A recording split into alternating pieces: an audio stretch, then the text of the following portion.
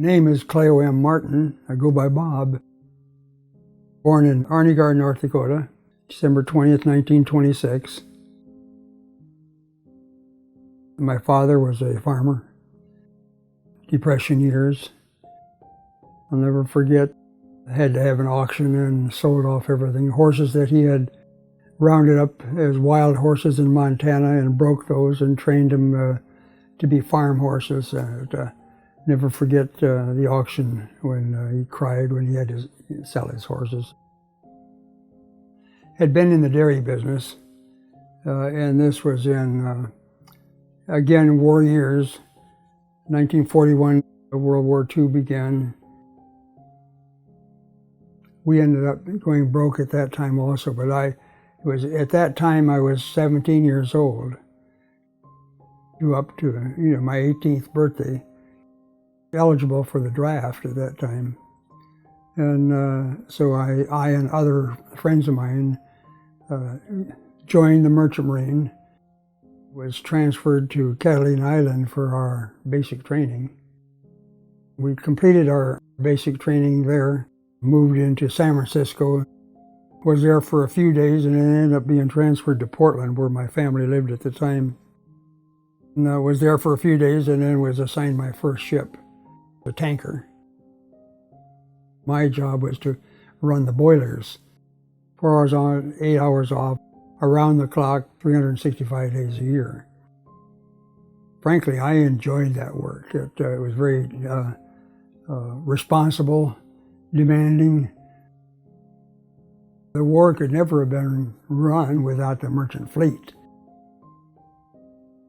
I have been told that in the total war effort, there were more merchant seamen killed in World War II than any other branch of the service, based on a percentage of the total number. To me, it was an honor to have been there. I was very disappointed the years that ensued afterward that there was really no recognition of merchant fleet at all. And today, and only today, you see it on occasion. When the war was over, I wanted to come home and get into the civilian lifestyle again. As the Korean War developed in 1950, I was then drafted into the military. Prior to completion of the basic training, they moved the entire division to San Francisco and then over to Sendai, Japan. We completed our training at Sendai, which included also amphibious training. They were planning on the division going into Korea with another amphibious landing. But while there, they were asking for volunteers to be moved into Korea.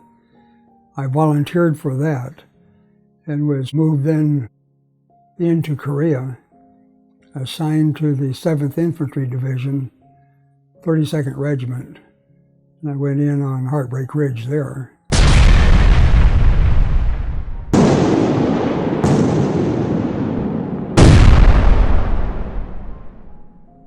There was quite a bit of activity, a big battle there, numerous fatalities and wounded. I sailed through with not a scratch, much to be thankful for. I was eventually promoted to platoon sergeant, and at that time I had 4 squads and 32 men under my command. And very challenging, good men. At that time, for the first time, they had started to integrate the military, and I had 8 blacks in my platoon. They integrated very well and smoothly. There was no problems at all. It was a good feeling. There was a situation where we were in a valley. My platoon was responsible for that valley position. The enemy was probing our line at nighttime. We had laid out tripwires in the snow, and they were talking about freezing ground in the snow, to where they would trip them if they came through. I took on the assignment of crawling outside each night to check the wire to see if they're cutting it. I radioed back and asked for flares to light up the sky so we could see, and I was denied. At daybreak, we would come back and go in behind the mountain into our bunkers, and then the tanks stayed out in front. That morning we had come back into our bunkers, and I got a call on my radio to Sergeant Martin. She says there's a enemy out front, wounded apparently, and we'd like to get him. Would you like to go out and get him? I volunteered along with 3, 4 other guys. We started out with a stretcher, and they started shooting at us with their rifle fire and whatever. And so our tanks, of course, backed us up, and so they fired, and we kept moving on. We went out and we picked this up wounded guy and brought him back in. The officer on the tank told me at that time that he was going to put me in for a Silver Star. A day or two later, he was killed, and that's the last I heard of it. Proud that I served. Never forget the day that I rotated back out of there. I received a list of the troops in my outfit that might be eligible for rotation. I'm reading off a list, and here my name is showing. I left the lines on the 4th of June. I arrived in Seattle on 4th of July. No one to meet me, so I'm one of those guys that was very lonely. I arrived home, at which time I was notified that I was being awarded the Bronze Star. I accepted it at Vancouver in Washington. I honestly don't feel that I ever did anything that my men weren't doing on a regular basis. So why I was picked out for that, I don't know, but I'm thankful for it and appreciate it. They had me so pumped up, I was just about to sign over again, make it a career. And when 9/11 happened, had I been younger, I probably would have signed up again. I just can't get over the minds of our American men, how dedicated they are really when there's a true cause, that they'll do whatever it takes to to defend our country. My family lived in Portland, Oregon at the time, and my brother was dating a girl, and this girl had a half-sister that was visiting from Los Angeles. And so my brother fixed me up with a blind date with this gal. Boy, you can't believe the beauty that she was. Bob had just gotten home from Korea. 3 days later, I met him on a blind date, and we went to Blue Lake swimming. She had to go back to Los Angeles, and I went back to my former work. I came back from Portland to LA. He was getting the Bronze Star Medal, and I wasn't there, of course, so I sent him a telegram. Wish I were there, and I was so proud of you getting the Bronze Star Medal. At Christmas time, I decided to go to Los Angeles and visit her. We got engaged at Christmas, that Christmas, and then he went back to Portland to work. I found, well, this isn't going to work long distance, so I quit my job in Oregon and just picked up and moved to Los Angeles. Honestly, I felt that just coming from Korea and combat that I'd have the working world embrace me with open arms. And I found that wasn't true. Really disappointing to find work. Our neighbors next door knew this unemployment agency lady and told Bob to go down there to get a job, and he did with Union Oil Company. My beginning job there, honestly, was hoeing weeds around a Union Oil tank farm. And there again, I was almost too proud with all civilian people out there going around and driving by, and I'm out there hoeing weeds.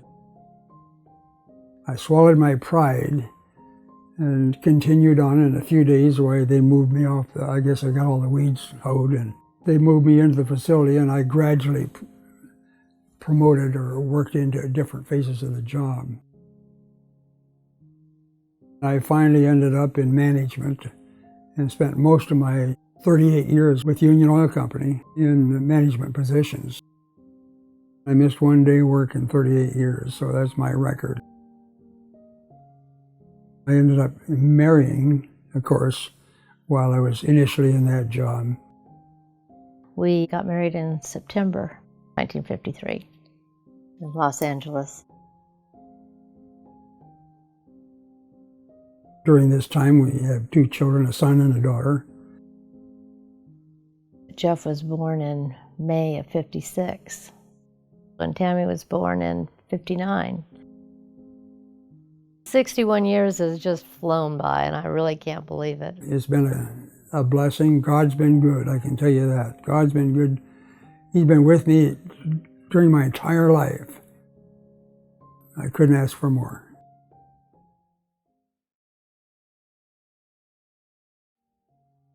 We heard about a revisit program to Korea. We flew to Korea, landed in Seoul, Korea, put us up in a hotel, first-class hotel for 5 days, wined and dined us, banquets and medals and what have you. I was so proud of Bob and the getting the medals and all the gifts that they gave. I couldn't believe how kind and nice all the Korean people were. We met the president of Korea and his wife, and they hugged Bob and thanked him. At a parade, we went to the DMZ. The people are, as I say, are the most appreciative of any group of people I've ever seen. Sad part about it is that we're still online in constant danger of conflict in the Korean Peninsula. Our whole world is unsettled.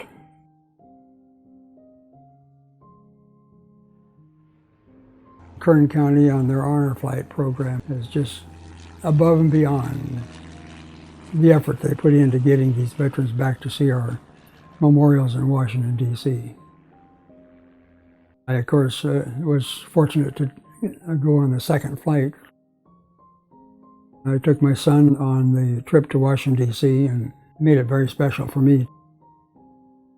Kevin McCarthy, our congressman, has just been outstanding. He met us all in Washington, D.C., and took us to the Capitol, and it's been very special, very special. During the flight home, they called mail call, as we did as routine in the Army. When mail from home came in, you'd call mail call, and the troops would gather around you. And then right on the plane, they handed out an 8.5 by 11 envelope to each of the veterans.